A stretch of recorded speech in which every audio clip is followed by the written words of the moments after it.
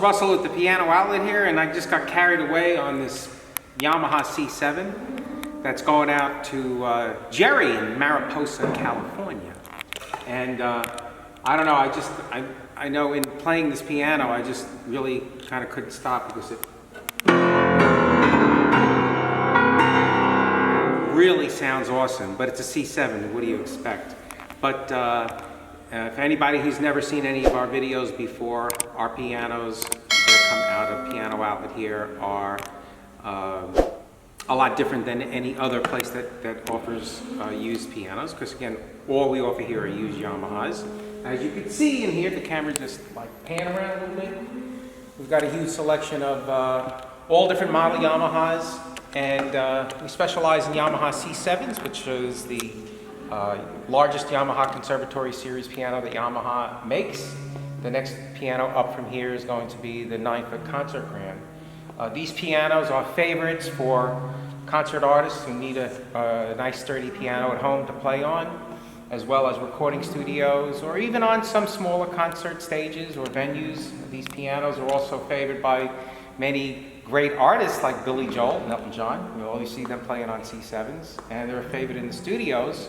One thing about Yamaha is that a lot of people kind of think and like is the fact that they always think that they're brighter sounding, but that's really the only reason why they think it's brighter sounding is the way they're voiced. And generally speaking, when a piano is used in a recording studio, you like them to be a little brighter, because when they're brighter, then when you do your mix down for the final cut for the album or the song or whatever, it's always nice to have the piano a little brighter sounding because it cuts through the mix.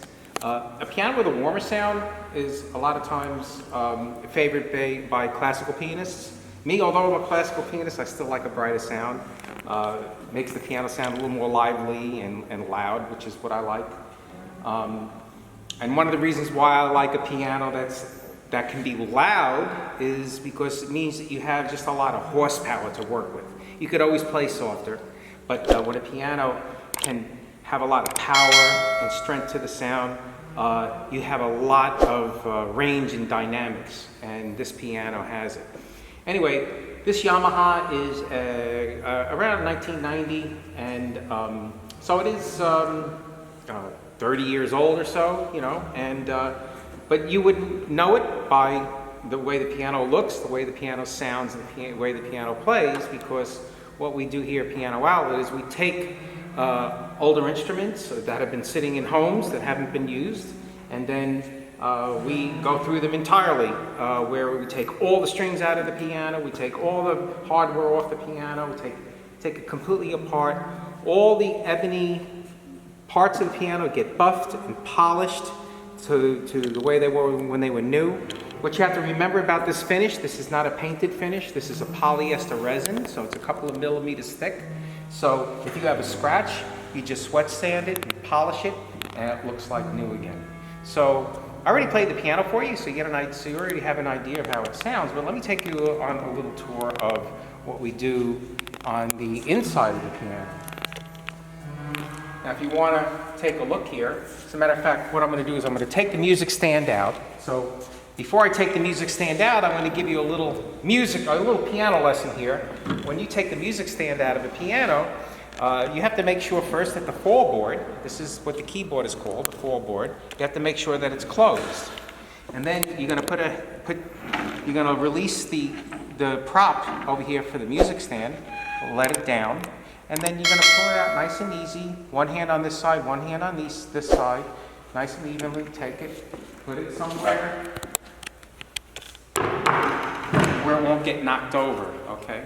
So what we're going to do now, if the camera wants to come up, we'll take you on a little tour here.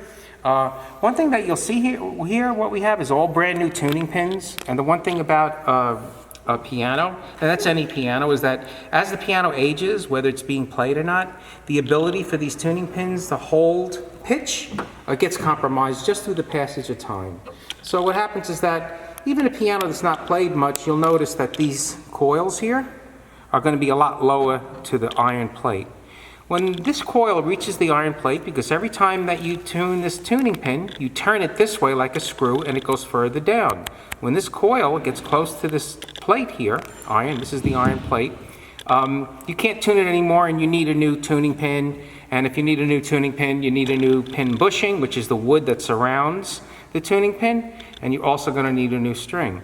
And what happens is that you're going to get about 25 or 30 years out of a set of strings. So seeing as this piano is right at that level of age, what you have to realize is that even though in this piano, when it came in, still held a tune, I want to say perfectly, but still held a tune rather well, you're not going to get another 30 years out of it, okay?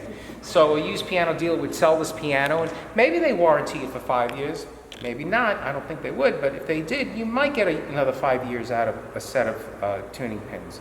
But you're not going to get another 20, 25, 30 years out of it. So you would have to, at one point, have the piano restrung, and that's going to cost you somewhere around $5,000 to $7,000. Well, here at Piano Outlet, again, as I always reiterate in all my videos, every piano gets a brand new set of strings in it, okay? And what you have to realize is that a set of strings for piano, materials cost about $500, but it's the ability to put them in and install them. And generally, it would normally take a piano technician several weeks to put in a set of strings in a piano. We actually can do a piano here in about a day. We could do one piano a day, put brand new strings in. So you already saw the tuning pins over here. Inside the piano, you see all the other strings in here. These are the bass strings. These are copper wound. When we restring a piano, we have to take out all the old bass strings. They get sent out to a piano string manufacturer, and we use Mapes here in the USA.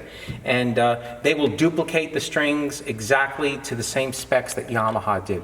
Understand that Yamaha does not make strings, because a lot of people ask me, do you put Yamaha strings in? No, that's kind of saying that when you buy a Ford, you're going to buy Ford tires. Now, the strings are manufactured by a piano string maker, and believe it or not, Steinway uses Mape strings. And they are the only string maker in the United States, so you don't have much of a choice, okay? Also inside the piano here, when all the strings are out, we get to clean and polish the soundboard. All the hardware here, these are the bridge pins, these get polished. We also clean the bridges and we put new graphite. This underneath the strings here, this is called graphite, okay? All the screws, when they come out, they get buffed and polished so that they look like new when we put them back in. So essentially what happens is that you wind up getting a piano that's in brand new condition as far as aesthetics is concerned, as far as playability, because when we do this work to a piano, we also remove the action, which is the hammers and all of the mechanics inside the piano. We clean everything and we lubricate everything so that it plays like it should. These pianos that come in have very little wear because they come out of private homes, and because of that, it's the perfect choice, because this piano new today is probably somewhere around $90,000 MSRP if you can get them, because Yamaha isn't even shipping them out to the States right now. But our pianos here, RC7s, generally start at around $25,000 and go up.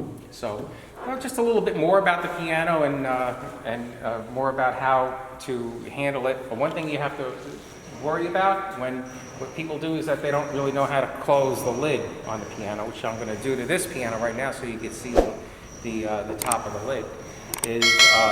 Remember that this is called a prop stick, and you have two cups here, and the prop stick is always going to be a 90-degree angle to the lid. So you see it right here. Never do this, okay? Because if you do this, there's a very good chance that this could pop out and this could fall on your head, and you wouldn't want that, okay? And then the smaller one will go in this, okay? And always remember you have to stand in this position in order to lift the lid up and down, okay? So then we're going to lift this down. This is called the lock bar. The reason why it's called the lock bar is because it has the lock. And if you had a key, the key would operated so that it would lock this from going up and this from going up and down. We don't give out keys. One of the reasons is that most of the time these locks have never been used in 30 years, and if you go to lock it for the first time, there is a chance you won't be able to unlock it and not be getting a call. Anyway, as you see, the lid here is all polished and clean. Incidentally, when you get a piano from us, we actually give you a bottle of polish similar to this. We actually make this here, comes in its own bottle. If you have dust on the piano, you want to use this cleaner that we have, you spray it on, and then it comes right off, any of the dust. And you always have to use a microfiber cloth so that you don't get any scratches.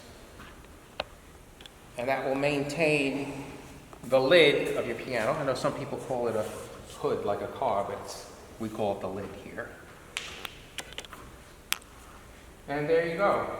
Anyway, this piano is going to be going out to Jerry in Mariposa, California. And Jerry, I know you've been waiting very patiently for this, and understand that I love playing the piano while it was here. You'll get a lot of years of use out of it and a lot of compliments. And everybody else, thank you for watching.